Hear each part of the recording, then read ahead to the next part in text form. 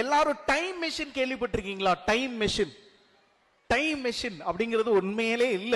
ஆனா படங்கள்ல என்ன சொல்லுவாங்களா, நம்முடைய பாஸ்டுக்கு போகணும்னா டைம் மெஷினை வச்சு போகலாம் அப்படின்னு சொல்லுவாங்க. இப்போ நம்ம எல்லாருமே எங்க போக போறோம்னா 1847 ஆண்டுக்கு போக போறோம். எங்க போக போறோம்? 1847. நீங்க எல்லாரும் இங்க தானே இருக்கிறீங்க. ஓகே, இங்க ஒரு குழந்தைக்கு ஸ்கூல்ல இருந்து ஒரு லெட்டர் வருது. அந்த லெட்டரை அந்த குழந்தை அவங்க அம்மா கிட்ட கொடுக்குறாங்க. அப்ப அந்த அம்மா அந்த லெட்டரை ஓபன் பண்ணி பாக்குறாங்க. அதுல என்ன போட்டிருக்குதுன்னா, யுவர் டாமி, அந்த குழந்தை பேரு Tommy, your Tommy is a stupid Tommy. உன் குழந்தைக்கு கொஞ்சம் கூட நாலேஜ் இல்ல, அதனால எங்களால என்ன பண்ண முடியாது, உங்க குழந்தைக்கு எங்க ஸ்கூல்ல சொல்லி கொடுக்க முடியாது. இது அப்படியே அந்த குழந்தை வந்து எக்ஸைட்மெண்டா அந்த அம்மா கேக்குது, அம்மா என் மேம் என்ன எழுதுனாங்க? அப்ப அந்த அம்மா என்ன சொன்னாங்க தெரியுமா? நீ ரொம்ப புத்திசாலி குழந்தை, அதனால உனக்கு சொல்லி கொடுக்கறதுக்கு ஸ்கூல் கூட தேவையில்லை, வீடே போதுன்னு சொல்லிட்டாங்க. அன்னைக்குல இருந்து அந்த அம்மா அவங்க டீச் பண்ண ஆரம்பிச்சாங்க. அந்த குழந்தை யாருன்னு நம்ம எல்லாத்துக்கும் தெரியும். யாரு? Thomas Alva Edison. அவங்க அம்மாவுடைய மறைவிற்கு பின்னாக தான் அந்த லெட்டர் அந்த குழந்தைக்கு கிடைச்சது. ஒருவேளை அந்த அம்மா அந்த லெட்டர்ல இருக்கிறது அப்படியே சொன்னா என்ன நடந்திருக்கும்?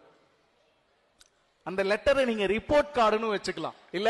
அப்போ முதலாவது நம்ம கத்துக்கிற விஷயம், நீங்க உங்க குழந்தைங்கள்ட்ட என்ன பேசுறீங்க அப்படிங்கிறது ரொம்ப முக்கியம். சரி, ரெண்டாவது, நீங்க எல்லாரும் தாமஸ் ஆல்வா எடிசன் காலத்துல இருந்து நம்ம 1973 வருஷத்துக்கு போறோம்.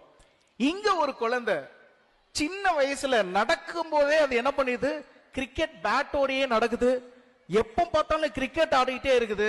இந்த குழந்தையோட அப்பா ஒரு பெரிய ப்ரொஃபசர், ஒரு பெரிய போயட். ஆனா அந்த குழந்தைக்கு நல்லா தெரிஞ்சிச்சு அதனுடைய கோல் டு பிகம் அ கிரிக்கெட்டர். அந்த குழந்தைய தான் இப்ப நம்ம எல்லாரும் என்ன சொல்றோம், காட் ஆஃப் த கிரிக்கெட். யார் அது? சச்சின் தெண்டுல்கர். ஆனா அந்த குழந்தைகிட்ட அந்த அப்பா சொல்லி கொடுத்த முக்கியமான விஷயம் என்ன தெரியுமா? நீ உலகத்துல மிகப்பெரிய கிரிக்கெட்டரா நீ ஆகலாம், ஆனா அதை விட எனக்கு முக்கியம் நீ உலகத்துல நல்ல மனுஷனா ஆகணுங்கிறது தான். அதனாலதான் சச்சினுக்கு எவ்வளவு சக்சஸ் வந்தாலும் அவர் ரொம்ப ஹம்பிளாவே இருக்கிறாரு. இது ரெண்டாவது விஷயம். இந்த ரெண்டு விஷயங்கள்ல இருந்து நம்ம கத்துக்கிட்ட விஷயம் என்னன்னா, உங்க குழந்தைங்கள்ட்ட நீங்க பேசும்போது அப்ரிஷியேட் பண்ணி பேசுங்க. உங்க குழந்தைய நீங்க சக்சஸ்ஃபுல்லா வளர்க்கிறது முக்கியம். அதே நேரத்துல நல்ல மாரல், நல்ல குழந்தைய வளர்க்கணுங்கிறது முக்கியம்.